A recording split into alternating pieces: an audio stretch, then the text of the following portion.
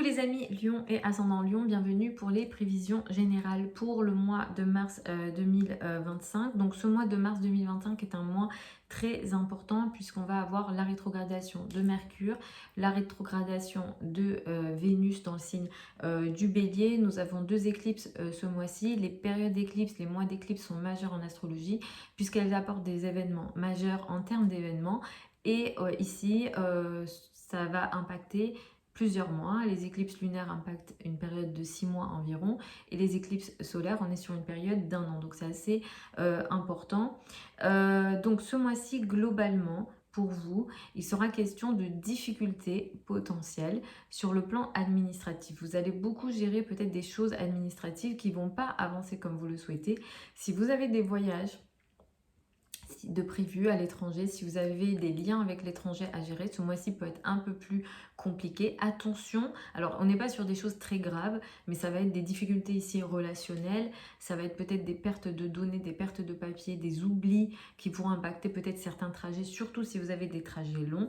Si vous êtes dans les métiers de l'enseignement, surtout de l'enseignement académique, ça va vous concerner. Si vous travaillez dans les métiers de la communication, mais ici des gros médias, télé, radio, etc., des gros médias, ça pourra également vous concerner. C'est un mois qui sera très compliqué à ce niveau-là potentiellement tout au long du mois. Au niveau relationnel, c'est compliqué. À partir du 15 mars, les communications deviennent vraiment compliquées. Donc, on ne recommande pas ici des signatures de contrats, des engagements importants à partir du 15 mars, pour le restant du mois. Clairement, des choses du passé, des situations du passé vont avoir tendance à revenir. Les ex du passé, vraiment, ça va vraiment concerner ce mois-ci. Attention à ça. Surtout avec Vénus rétro, on a des ex qui débarquent. Donc, attention à ça. Ce que l'astrologie dit, c'est qu'effectivement, on peut laisser venir, mais pas forcément attendre que ça va avancer.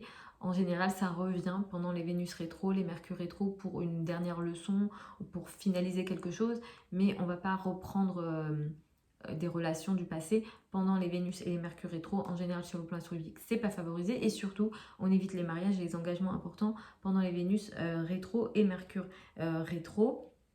À partir du... alors les 3 premières semaines du mois aussi, sachez ça, vous allez beaucoup gérer des finances en commun, crédit, argent du partenaire. Peut-être les 3 premières semaines du mois sont un peu plus compliquées, il y aura ici des situations de crise. Le 14 mars, nous avons une éclipse lunaire dans le signe de la Vierge, à 23 degrés du signe de la Vierge. Il y a une prise de conscience importante ici pour vous sur le plan financier. C'est vraiment pas un mois pendant lequel on va vous recommander de prendre des risques financiers, au contraire. Soyez vigilants sur le plan financier. Vous aurez peut-être une situation de manque et de difficulté sur le plan financier. Ça touche vos ressources personnelles directement, mais d'une certaine façon, c'est relié à l'argent de l'autre. On est ici sur le cas d'une éclipse lunaire. Saturne est en face et impacte cette éclipse. Ce qui se passe ici, c'est que Saturne bloque en face. Qu'est-ce que ça veut dire sur le plan astrologique? C'est que vous allez vivre une prise de conscience en lien avec votre argent, mais qui aussi vous enseigne que vous êtes bloqué par l'argent de l'autre, les ressources de l'autre. Donc ces ressources de l'autre, ça peut être le partenaire, ça peut être les associés, ça peut être l'État, ça peut être les impôts, tout ce qui vous lie d'une façon ou d'une autre à l'autre au niveau des finances. Donc attention à ça, il est question d'un vrai blocage. Saturne en plus représente la pauvreté en astrologie. Donc ici, ça va amener des blocages. Mais ça vient de l'autre et ça vous impacte vous. Mais vous prenez conscience de quelque chose ici de majeur. Donc vigilance à ce niveau-là. Comme je disais, les communications vont être un petit peu compliquées ce mois-ci et c'est tout à fait normal. Faudra attendre le mois de mars pour que ça s'améliore. Le 29 mars, nous avons une éclipse solaire.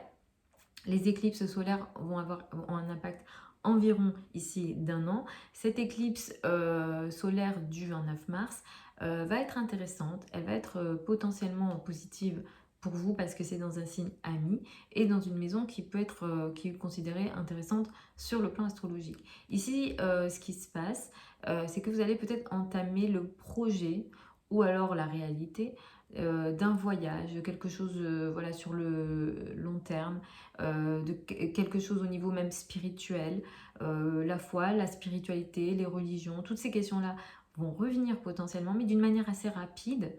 mais est intéressante potentiellement. Le sextile de Pluton va vous permettre d'apporter une transformation. En tout cas, ce qui va entamer ici va permettre aussi une transformation pour vous, peut-être sur le plan des idées, des croyances, de la vision du monde. Pour certains, peut-être que vous ferez un voyage qui va vous transformer. Pour d'autres, ça sera tout simplement en termes d'idées, peut-être voyager en termes d'idées. Tout ce qui est activité intellectuelle vont aussi être assez favorisées avec cette éclipse solaire. Peut-être que vous ne verrez pas les effets de cette énergie de suite, mais pour l'année, ça va pas mal impacter. Peut-être que ça sera aussi sur le plan administratif, parce que c'est vrai que ce mois-ci, pour vous, vous allez avoir des soucis administratifs, vous allez faire un peu du surplace à ce niveau-là, ou alors vous aurez des complications administratives. Si vous êtes concerné d'une manière ou d'une autre par les procès, la légalité des trucs, des choses en lien avec la loi, ça sera peut-être un mois compliqué, mais l'éclipse du 29 mars vous permet d'entamer une nouvelle page et peut-être des solutions intéressantes pour vous. Voilà les amis, donc Lion et ascendant Lion pour ces prévisions générales pour le mois de mars 2025. Vous avez plein de liens sous la vidéo si vous avez des questions, si vous souhaitez apprendre l'astrologie avec moi ou si vous souhaitez une étude de votre thème natal, puisque évidemment ce type de vidéo c'est des prévisions générales, ça ne répond pas à votre cas précis, il faut écouter en fonction de votre ascendant pour que ce soit le plus proche de votre situation, mais c'est votre thème natal qui vous représentera, qui sera toujours un peu plus précis que ce type de vidéo. Je vous embrasse et je vous retrouve lors d'une prochaine vidéo.